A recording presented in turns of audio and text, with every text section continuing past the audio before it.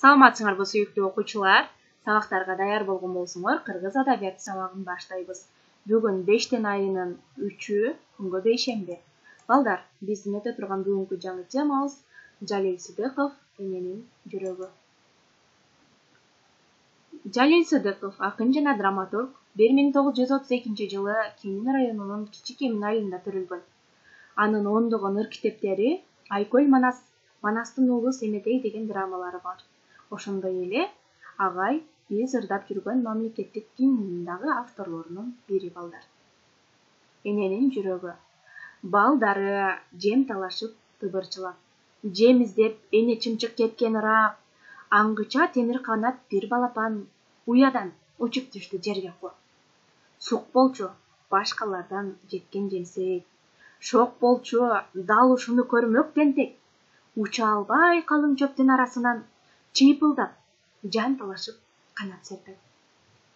Жем тиштеп, эне чымчык кайра келип, уяга жакын жерге коно берип, караса 5 балапан арасынан сугу жок, оозун аччу чебелен, аңгыча жер тарапта тиги четтен.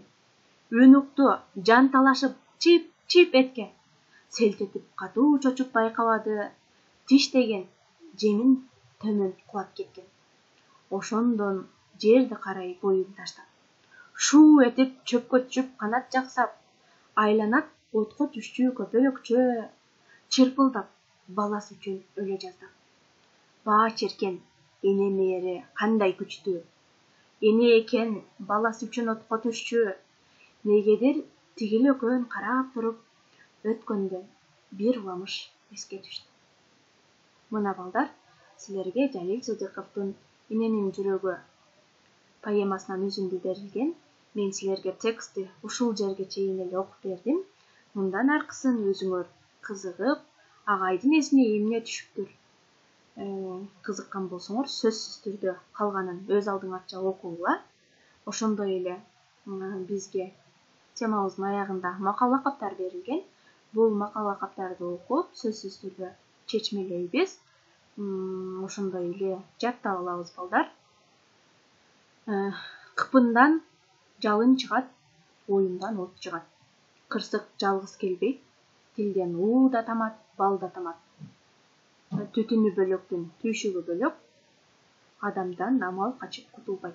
Бул макалдарды жаттап, ошондой эле маанилерин чечмелейбиз. Суроолор жана тапшырмалар силерге. Акынга энелер тууралуу уламыш кандай окуядан улам келди? Уядагы балапан менен уламыштын кандай байланышы бар балдар? Ошондой эле баскынчылык кандай айыпталат? Хан буйругу эмне үчүн өзгөрөт? Эненин жүрөгү деп аталуунун себеби эмнеде? Башка дагы ушундай уламыштарды эстегиле, ошондой эле эне деген сөзгө сын кыйын түзөбүз балдар. Тапшырма түшүнүктүү болду. Тапшырмалардын баарын так жана туура кылып баарыңардын аткарууңарды күтөм. Текстти андан ары өзүңөр улантып окуп түшүнгүлө балдар.